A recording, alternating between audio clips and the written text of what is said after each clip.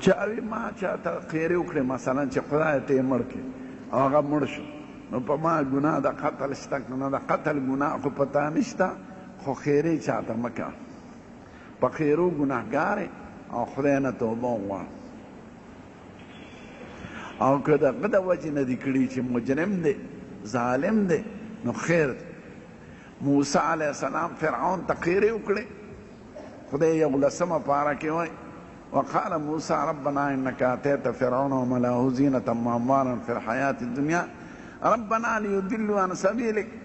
ربنا اطمس على أموالهم واشدد على قلوبهم فلا يؤمنوا حتى يروا العذاب الأليم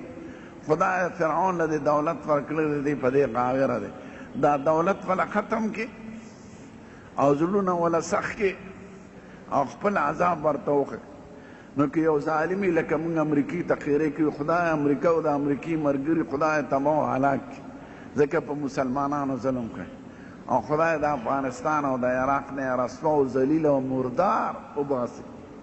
نو که داسې دشمن ته خیرې وکړي نو خیر خو د مال او دولت او د مقدمو د وجې نه